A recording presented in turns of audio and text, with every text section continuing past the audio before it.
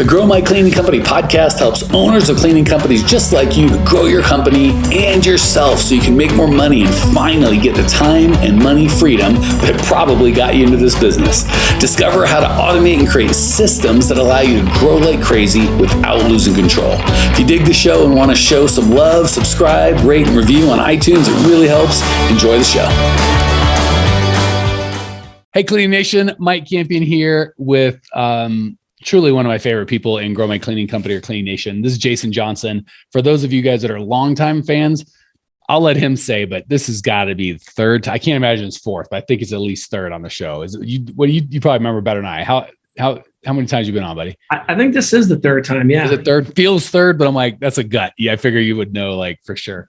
So Jason's one of our Millionaire Mastermind people, and man, I feel like I've known Jason for 3 years, 4 years. Yeah, 3 years. Kim and I were just talking about that. It's been a little over 3 years. Yeah. Anyway, Jason is great. Not only is he in the Millionaire Mastermind program, but I would say he and his wife, Kim, are, I won't say de facto leaders, but they certainly have a leadership role in that program. So he is really special. So that said, Jason and his wife are just the best. So you should know that. That said, the reason we have him on specifically today is we were at an event together and he was sharing with the Millionaire Mastermind group that he had a couple key people quit or become unavailable for, like COVID, or just not gone for a day or two. Like either they're gone or weeks. I'll let him fill in the details. And my favorite part about Jason and Kim, and again, I'm going by memory, so I'll let you, Jason, fill in the truth. But I think their company's grown a bit since we've started, but I believe their profitability has grown quite a bit, and their freedom has grown quite a bit, like above and beyond that. So the thing I wanted to share, and I'm just going to let Jason tell the story, and I'll ask questions, was probably one of my more frustrating things I hear is if I just, they want systems, you Clean Nation want systems and processes. Good. You should have those. And we also have this belief that if I just had the right manager, whatever operations manager is what people will call it, then I'd be free. And I don't ever believe that to be the case. And I feel like I'm constantly railing against it. So I want to get Jason's feedback on that for you guys. And also, I think the person that quit and Jason, or not quit, became unavailable, I'll let him tell the story, was the operations manager along with somebody else. And he and Kim weren't even in town, didn't go back. I think their out of town work schedule went from 0 to 1 hours a day to 2 or 3 or 4 hours a day, but they were still able to run it remotely without a lot of stress. So that's my crappy, what I remember version. Now, if you're interested in what really happened, Jason, tell the people what actually happened in your world. Yeah. I mean, that's the gist of it. So Kim and I, we were traveling. We were in Mexico, I think, at the time when everything happened, although it kind of was lead up to. So my operations manager. Well, hold on. Let's actually, I teased and I want to close that loop, and then we'll talk about quote unquote the real story. So again, you don't have to get any more specific than you're comfortable, but I would love to hear, just because also curious, right? I vaguely remember where you were when we started, but I've known you so long. It's like if your spouse loses a bunch of weight or gains a bunch of weight, you don't notice because you see them every day. So I feel like I've seen you every day. So when it comes to revenue, you don't have to get specific, just whatever you're comfortable with. Revenue, profit, and freedom. What's changed the most? How does that feel? Like, just give us a little bit of that, and then we'll dive into the exact part of, because that'll really tie into the freedom of people leaving and you being okay. Well, going back to 3 years ago, when we first started, we doubled our income just like that. I mean, from just starting your program, getting our numbers, and understanding our numbers. I mean, I tell people, they ask me what's the most important thing other than core values. I say that's first. But after that, if you don't know your numbers, what are you running? You have no idea what you're running. I mean, that's so crucial. And we didn't. I mean, yeah, I knew my numbers and the fact that, I was profitable, I was making some money, but I didn't know where I should be. I didn't understand them. And once I learned that and we got those right, I mean, we doubled our profit in literally within three months. I mean, and was that because of a lot of top line growth, a little top line growth, or no top line growth? No growth at all. That was zero growth. That was literally just all in the same fell swoop. We fixed our cash flow problem and our profitability we ripped the Band-Aid off, because when we met you, we had to raise prices and we had to bill forward. And you said, hey, let's just rip the Band-Aid off. Don't do little ones, rip it all off. We did it all in one fell swoop. Within a 3-month period, we told our clients, here's where we're going. This is what we're doing. This is how we're getting there. And we were there. No kickback, didn't lose any clients. And that was from the beginning. So profitability. Yeah. When we met you, we were, you tell the story all the time. Oh, we didn't make $1 million. We were $1 million company. Growth since then. And by the way, the inside joke is Jason and Kim were one of the few people I actually got to enroll myself. It wasn't one of my team. And he was, I'm like, where are you at? Something about $1 million. Oh yeah. He's like 990 or whatever they're at. And I'm like, so $1 million. Like, no, Mike, we're not quite $1 million. We're 992,000, like some very specific number. I was like, and it's so funny. Everyone wants to be $1 million. So I'm trying to round him up because I'm like, who cares? It's the same thing. Jason wouldn't have it. He wasn't going to be rounded up. He wanted only credit for what he'd earned. And then I'll be damned if by the end of the year, he didn't hit $1 million anyway. So despite his best efforts, we jumped over $1 million. And it felt like you tell us all the time, it felt no different than 850 to $1 million. And then you want to go to, there's always the next goal. So your shirt didn't show up that said, I'm a real business owner. Nope. Your family didn't start going, Jason, I was wrong, not trusting you. You're so smart. Look at you. Like none of that happened, huh? No, unfortunately not. No. All right, I'm still waiting too. So we'll maybe it'll arrive together. All right. So I didn't mean to interrupt you. Continue. Yeah. So growth, we've grown about 20%, 15 to 20% every year. Not like, we got people in the group now that we heard the other day, they grew like, I don't know, some crazy number. 500%. Yeah, like 500%. So we're not doing that, but the profitability is there. The lifestyle is there. We've got systems in place. So from that point, I remember one of the things I can remember, we were supposed to go to Mexico, and like 3 or 4 weeks before, I told Kim we're not going. I was too nervous. I couldn't go to Mexico. We'd gone on small trips before in the States, but never out of country. And I was too nervous to leave the company. And I think that's when we first met you. To now, our goal is not to be there in the winter. And we haven't been home much this winter. I mean, we were in Mexico for 3 weeks and then went to Florida for 10 days. We're home for 10 days. And then we've been in Phoenix. We're still in Phoenix. You can see I'm in beautiful weather. Going to Mexico after this. And it's systems, processes, people too. We'll talk about the people in a minute. I do have a director of operations. I don't go to the office every day. One of the things I do remember is I'd go on trips and I wouldn't engage, and my team would say, oh, we're not bothering you. We're taking care of everything. And I'd come back. Then they'd ask me questions. I'd go to the office and I'd get re-engaged. And I'm like, wait a minute, what's going on here? So I just quit going to the office and quit engaging. And they just kept doing the job that I paid them to do and had the systems and processes in place. Hiring got done. We get new contracts, and business was as usual, whether I was there or not. That being said, I did have a director of operations, somebody in the office every day, and a night shift manager. My director of operations went right before Christmas. Her husband was working out of state, went down to see him, came back. She was gone for about 2 weeks, kind of working remotely. He got sick with COVID. She went back down. Unfortunately, he ended up passing away. So she was out of the office. I was in Mexico when all this happened. So hold on really quick. As we move into the part of the kind of the actual topic of the show, I do want to hit 2 things Jason said that you all may have missed. And if we're writing stuff down, these are the notes to take. Note 1, it doesn't matter about the revenue, it's the profit, right? So, Jason's like, yeah, it's been 3 years. And if you've been growing 20 or 30% every year, you might have nearly doubled, but that's a 3-year process. To be able to double your profit right then, that's the big one. So make sure that we're focusing on profit first. We get so into revenue, but you can't go on trips or do anything with revenue. Profit is what it takes to pay bills and all that good stuff. God bless it. The second thing you said one other thing I wanted to make sure I jumped in. I forgot it. And now I'm feeling panicky because I can't have everyone wait while I think about it. So I will think back up to present day where, that was it. I got it. Thank goodness. So the second thing I heard Jason say, and this is very common, I'm bringing it up because so many people do it. Number 1, when you go on vacation, a lot of times our clients do that. They go on vacation. They're afraid everything's going to fall, apart. We kind of walk them through talk them off the emotional ledge. They go on vacation. They come back. Everything's fantastic. So you would think, well, shit, you're retired. Pardon my language. But the reality is they go right back to work because they need to. No, everything was fine. They came back. There's no fires. Everything's great. But they just go back to work because that's what they do. And then their employees go, oh, I guess the boss is here. We can stop thinking. And I don't want to say they stop working, but they stop making the decisions you used to make. So if you're writing stuff down, 1, focus on profit first, then on revenue. 2, if and when you're able to leave your vacation for 7 to 14 days and you come back and everything's okay, you're retired. Don't go back. Continue living you don't have to travel all the time if you don't want to, but you certainly have to go in the office. Like don't fall for that's why I went back to work because that's what I do. I mean, if that's what you want to do, God bless, but don't go back because you just think that's what guys do. We work. It's like, no, we're workers, we're entrepreneurs. Anything to add to that before we move to? No, that's exactly true. I always had the mindset, and that's a mindset thing, right? I felt like I needed to get back and engage and be doing something in the business. I mean, there are things that I'm not going to say we do nothing. We don't do a whole lot. There are some little things we do, but you don't have to be you're as engaged as you want to be. If our goal right now isn't a huge growth, why am I spending a lot of time spinning my wheels on marketing and making landing pages and doing all this stuff when that's not where my mindset and my growth is that I want to be right now. So I don't know. I just felt like I needed to be doing something, and that was a mindset thing. It was something that I had to fix in me. And I think I disabled my team. I wasn't letting them do their job. I would come in and mess things up probably more than I was helping, to be honest with you.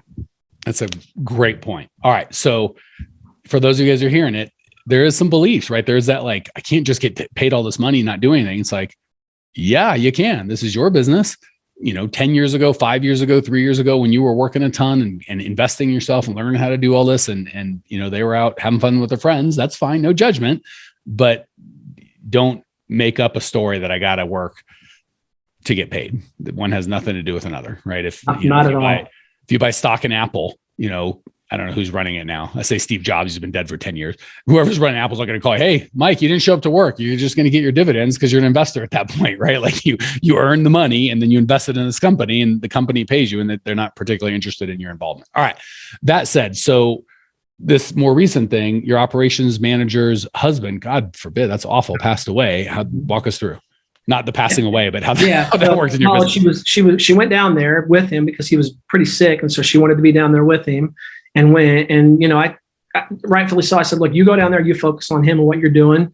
We'll be fine without you. I mean, that's I was a little nervous about it. I'm not going to lie, because even when I left, Penny was always back at the office and able to take emails, phone calls, and all that stuff. And then we have a night shift manager. And so during this process, I'm in Mexico. She goes down there. Everything's fine. We're having no major issues. I am, like you said, I'm working a little more. I'm having to answer some emails if there's issues, phone calls that come in, any of the stuff that she would generally take care of during the day, any of that stuff. I would spend a couple hours a day working. I went from, like you said, working, less than an hour a day to working probably 8 to 10 hours a week total. So, I mean, it's not that much, and it didn't interfere with still remotely working, being either Zoom call, text, email, phone. Yeah, no, exactly. You're still anywhere in the world you want to be. I was in Mexico doing this. And working when I wanted to. With the time difference, I'd say, hey, we're not doing anything now. I do it earlier. I do it later in the day when we were done doing whatever we were doing for the day. So it wasn't really messing with me at all. And then during this, my night shift manager, so Penny takes care of things during the day, he takes care of things at night, got COVID. He was out for 10 days. So I'm in Mexico. My director of operations is out of state, not working. And my night shift manager is out 10 days with COVID. We're not grossly overstaffed. We're fully staffed, but not where we used to be. And the team just stepped up. I just reached out to one of my people who've been with me a long time, said, hey, Lona, I need you to step up. We got the systems, the interviews kept going on place. Everything went. We actually had her. She'd never done a walkthrough. She did a walkthrough, passed the information on to me. Through what she had and the information I got, we were able to do a bid, sign a contract, all while they're out. I'm in Mexico. And I know one of the things I mentioned, and I'm not devaluing what Penny does because she's back to work, and I'm glad she's back to work. We're looking at some of the things she's doing now versus what she was now with the difference. But everybody says, hey, if I had an operation manager, I could just do this. That's not the case. You shouldn't be people dependent. You should have systems and processes and a team that you build by core values of people that will step up and do what they want to. And all those things will take care of themselves. It's not a person. Everybody thinks they need this person. We've heard it how many times. All of us in the mastermind group, we were saying, hey, what should that look like? What should a job description look like? What should I be hiring for? And, we're looking at the wrong picture. We're looking at the wrong thing, in my opinion. Asking the wrong questions almost always wrong. But that's exactly it. How do I get an operations manager so I don't have to do any stuff I want to do? Embedded in there is you're setting yourself up for failure. So for all the football fans out there, they got a thing called next man up, right? You've got to start, it's a great team, not just a great player. When the good guy gets injured and like, next guy up, we have a system, we have a process, and we win. And is it better when we have the right team? Yeah, of course. There's a reason we're paying that guy a bunch of money to throw the ball or run the ball or whatever his position is. But we got to be next man up. We've got to be next man up. So if it works for the NFL, it certainly works for business in that next man up. And, God forbid someone loses, gets COVID or loses a spouse and has to take off. But when it's person dependent, And that's what we want. If I just had a person I could dump all my vomit on, I'd run like hell and the business would go itself.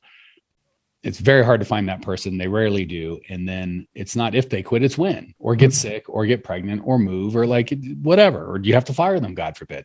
So how did you do that? Because I think the temptation is to have a penny that can quote unquote run everything, and everything's on her shoulders. And when she breaks, because she's carrying too much of a load, frankly, which wasn't the case for you, you're just boned. Your trip's over, it's on, come home, get back to work. What did you do to make that not happen for you in your world? So I think the biggest way that we got there was when I moved her into that position and said, here's the things that I don't want to do and that need to be done, or things that need to be done, when I put them on her and gave her a job. When issues come up, and what I was bad about is when a problem would come up, I'd fix it, but I wouldn't fix the process. So when that came up again, it was always me fixing it, and then it was her fixing it. So one of the things that we really focused on is when we found issues, because if it comes up more than twice, it's not a problem. You shouldn't be surprised. The first time might surprise you. If it happens again and you're not ready, well, that's your fault. I mean, that's piss poor planning in my book. So when we have issues, let me give you guys the example of that I hear most often. Well, Mike, I turned off my hiring funnel because a third of my staff all quit at once, or 6 people all quit in the span of 2 or 3 weeks. How could I foresee that coming? I'm like, well, I don't know. When's the last time that happened? 5 months ago. Mm-hmm. Okay. So you could foresee that happening, right? We kind of do this. I don't want it to happen. It seems extreme. We kind of negotiate with reality. Well, that's not fair. That many people quitting. That's not reasonable. Well, if it's happened 3 times in the last 2.5 years, reasonable or not, let's just make a plan, right? As opposed to negotiating, shaking our fist at reality, telling you how it should be. Let's just deal with reality and reality's terms. Sorry, go ahead, Jason. Yeah, no, that's exactly right. I mean, my team questioned me on that at one time when we had extra people. They're like, why are we keep hiring people? Why are we doing this? And I'm like, just trust the system. And like 3 weeks later, 5 or 6 people quit. We get a couple new contracts. We had 6 people on the sideline. Guess what? We were, I like to be overstaffed, 5 or 6 people. And believe it or not, we're there now. We're back. I think our numbers are coming back up, and our hiring funnels work back functioning, and we got that going. So for those that are out there listening and they're having the hiring issues, you need to look at how you're doing it, because we're back to where we just lost 3 people, 4, and it didn't bother us. We had 6 people on the sidelines in the training pipeline ready to go, and had interviews again last night, hiring probably a couple more this week. And that's, the system's working. So yeah, that's it. Having systems when there's issues come up, find a system to fix it, not just an answer to the problem.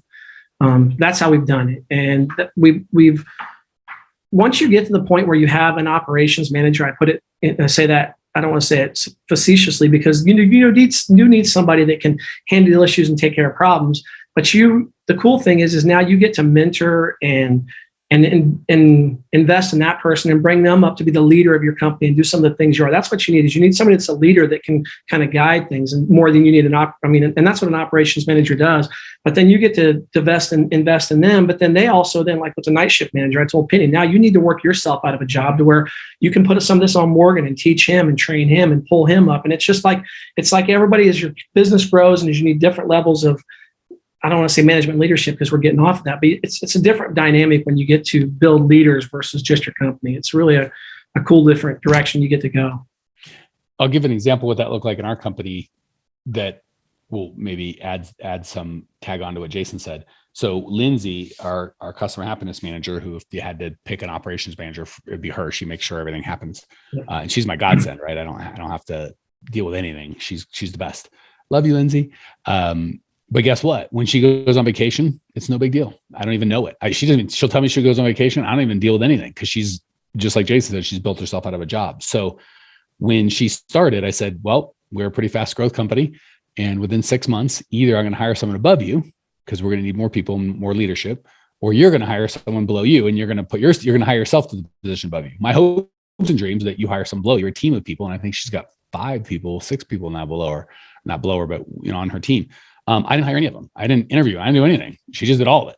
And if she hadn't, then I would have had to hire the person above her to do that. So I think if you tell people I want you to be the person, I'm not threatening you. I'm just telling you there's going to be more layers of leadership, and I'd like you to build that team under you. And I'm going to give you all helps that she's a core values match, helps that she's a super amazing human being, but we just gave her the freedom to do that. And guess what? Has she made some mistakes? Of course. I don't know if there are any more mistakes than I would have made, right? But she's made some mistakes, but they're always core values match. She never did anything outside of having fun, making money, being real, and helping out. And if you just set that agenda, and just like you said, I've poured into her more as a leader. So like I give you guys coaching, I give her kind of leadership, and I give her own rope. I'm much more specific about you guys, my clients, on here's how to run your business than I am with my own team on how to run the business. I told Lindsay, here's the outcome I want. The rules that you're going to play by to get that outcome are have fun, make money, be real, and help out. And of course, never lie, cheat, and steal. Other than that, I don't really care how you get there. And if you're clear on the outcome, you're clear on the rules. And once you have your core values, you're always clear on the rules. And with a good coach or good conversation with your spouse, you can get clear on the outcome. If you hire the right person, you just get out of the way. All right, we're time to wrap it up. Jason, we have a saying, my favorite Millionaire Mastermind saying is hashtag live like the Johnsons, because they're always out and about traveling. They have great lives. Give the top one or two things, or three if you must. Oh my God, there's the real, I didn't want to like bring it in, but there's the brains for those of you that are watching the video. Jason's the looks, obviously. I mean, look at him. He's an Adonis for crying out loud. Kim is, if I had to be, I'm being silly, but if I had to be, Kim's like the glue. I feel like she just seeps into all the relationships and all. So funny. I have a Kim. My wife is the one that everyone comes to with emotional, like they come to me with like, what do I do and how do I do it? And they come to Kim with, how do I feel? And I need help, and someone not an automaton, an actual human to love and care about me. And Kim is that. If you haven't met Kim, you are missing out. She is just a great human being. Anyway, Jason and Kim, if now you just got to speak of the mic if you're going to talk, Kim. Give the top one or two things you can say to be able to have that freedom of, I mean, you guys are where you want to be because that's where you want to be. It doesn't have nothing to do with your business. Tell the people. Well, one of the points you made, Mike, when you were talking about that is when you hired Lindsay, you gave her the freedom to do it. And that's where I messed up at the beginning. If you hire somebody or move somebody into a position, even if you're not hiring, that's what I did. I promoted from within. When you give them a position, tell them where you want to go, you got to give them the freedom to do it, freedom to fail, freedom to learn, just like we did with our business. And that's where I failed miserably at the beginning. So that's what I would say. Look, trust your team. If you're hiring by core values, let them do it. Let them make mistakes. It might cost you, but that's how you learn and you grow. That's one of the biggest mistakes I made. And I would tell people, if you're gonna go to that position where you're gonna bring somebody in there, let them do their job, empower them, don't handcuff them, which I did.